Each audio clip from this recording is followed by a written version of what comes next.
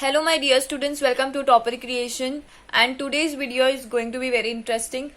जैसे ही पिछले के 2 वीडियोस अगर आप लोगों ने देखे होंगे, अगर नहीं देखे होंगे तो प्लीज जाके देखिए. अगर आप लोगों ने देखे हैं तो आप लोगों को पता होगा कि मैंने आप लोगों को पहले ही बताया कि कंटिन्यूटी रहेगी जब तक ये चैप्टर खत्म नहीं होगा. तो ये उसी का कंटिन्यू है विच विल बी पार्ट 3 और हम लोगों ने कॉन्सेप्ट पढ़ लिया, फंक्शन पढ़ लिया. अब हम पढ़ेंगे इम्पोर्टेंस. तो हम ह्यूमन रिसोर्सेज मैनेजमेंट के बारे में पढ़ रहे हैं और importance of human resources management आज हम पढ़ेंगे. Okay, it's clear now. So let's start. Okay, यहाँ पे क्या लिखा हुआ है पहला पढ़ लेते हैं हम. HRM is important activity undertaken by management to achieve the following objectives.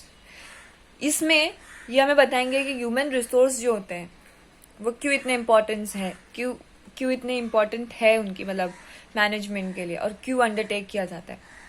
सबसे पहला यहाँ लिखा है availability of competent man power. Obviously human resources का मतलब ही यही है ना, मैन पावर. तो the primary objective of HRM is to ensure the availability of competent and dedicated man power. तो मेन ऑब्जेक्टिव जो भी ऑर्गेनाइजेशन का होता है या वॉटेवर, उनका यही एक क्या बोल सकते हैं हम कि उनका जो मोटिव होता है वो यही होता है कि उनको एक अच्छा मैन पावर मिले जो डेडिकेटेड हो, जो हार्ड वर्किंग हो, है ना. लेजी लेबर या लेजी एम्प्लॉय किसको पसंद आता है. So they want very dedicated employees who can work hard and who can help their company to reach to their objectives. So first is availability of competent man power. अगला देखते हैं effective use of manpower. HRM facilitates not only the availability of competent manpower but it also ensure effective use of manpower.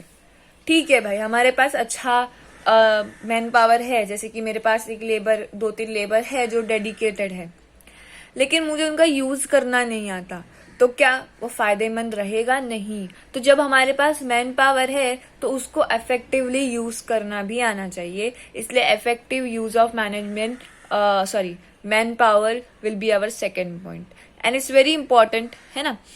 Important है कि नहीं खुद ही सोचो. Important है क्योंकि जब आपके पास ये मैन पावर है एंड आप लोग उसको इफेक्टिवली यूज नहीं कर रहे तो it's useless.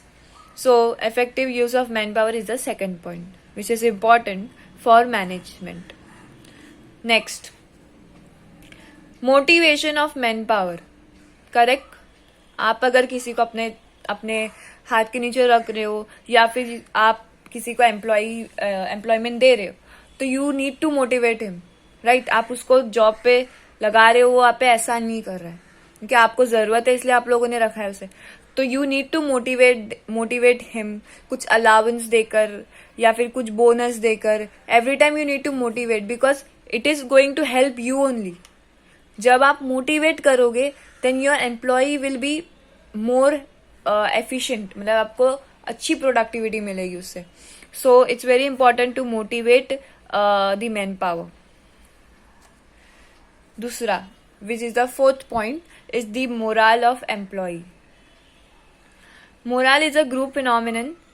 If any organization employee need to work in a group, therefore HR manager constantly make effort to improve employee morale by providing group incentive, inviting suggestion from group member, encouraging team spirit.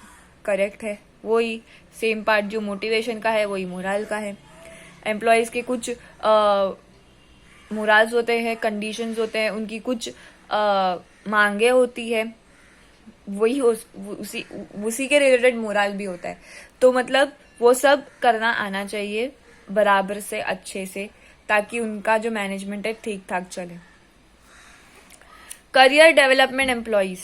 HRM facilitate career development employees. The HRM manager make efforts to create the right environment to develop career of employee within the organization. Correct है.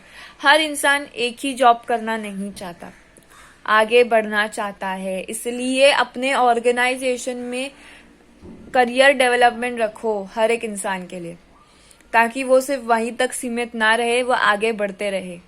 तो it's very important, वरना वो आपके company से चले जाएगा. Because उसको कहीं और अच्छी जॉब मिल रही है जहाँ उसको और अच्छी सैलरी मिल रही है एंड हाई पोस्ट मिल रही है. So it's better to do career development in your own organisation. Okay,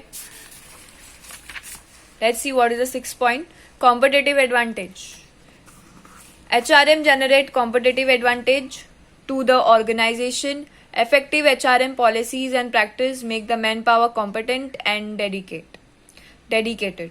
The performance of the organization improve due to the competent workforce. Yes, obviously you know that कितने सारे companies है और कितनी ज्यादा competition बढ़ गई in the market. तो इस कंपटीशन में हमें जीतना है कि नहीं जीतना? जीतना है, ऑब्वियसली जीतना है. तो जीतने के लिए हमारे मैन पावर्स, हमारे पास जितनी भी लेबर्स है, वर्कर्स है, एम्प्लॉयज है, इन सबको हमें मोटिवेटेड और इनसे ज्यादा से ज्यादा काम करा के लेना है ताकि हमें इस कंपटीशन में बने रहे और कंपटीशन में जीते भी. दूसरा, work relationship. HRM establish and maintain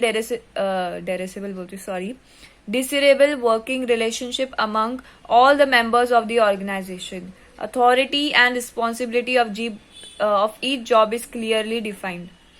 Clear lines of authority and responsibility develop a good relation between the superior and subordinate. इस बात पे घमंड नहीं चलता भाई. मतलब you need to be very careful about your work and your employee कि हमें उनके साथ एक अच्छा रिलेशनशिप बनाना है ताकि वो अपने सारे वीक मतलब जो भी उनको लग रहा है कि कुछ चाहिए उनको या फिर उनको लग रहा है कि कुछ चेंजेस होना चाहिए तो वो आपको बता सके.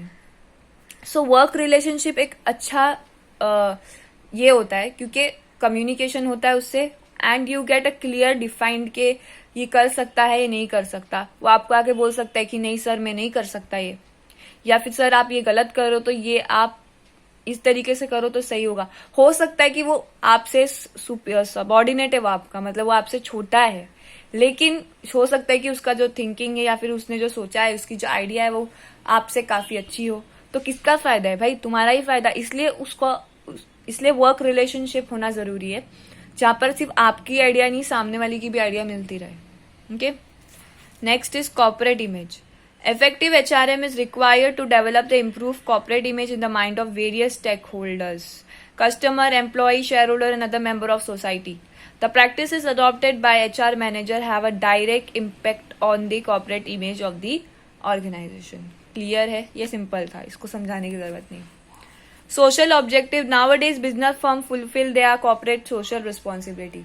HRM plays an important role in fulfillment of CSR of the organization through effective training and development employees and motivate to produce quality goods and service and to take appropriate measures towards social development. Obviously, सिर्फ company से related मत रखो, social objectives भी रखो. Next, national significance. HRM is also significant from the nation point of view. ये लिखा हुआ है यहाँ पे.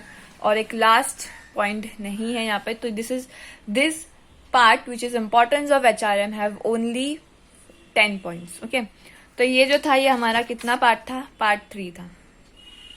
ओके, सो ये पार्ट 3 हम लोगों ने आज कंप्लीट कर दिया है. ये वीडियो आज कंप्लीट हो गया है HRM. अब आगे देखते क्या आता है.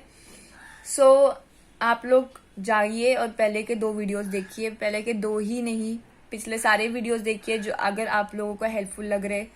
आई होप कि वो आप लोगों को हेल्प करेंगे. सो प्लीज जाने से पहले लाइक करो, शेयर करो और सब्सक्राइब करो और कमेंट करना मत भूलना क्योंकि कमेंट से मुझे पता चलता है कि आप लोगों को समझ आया कि नहीं. So please do like, share, comment and subscribe to my channel which is Topper Creation. Thank you.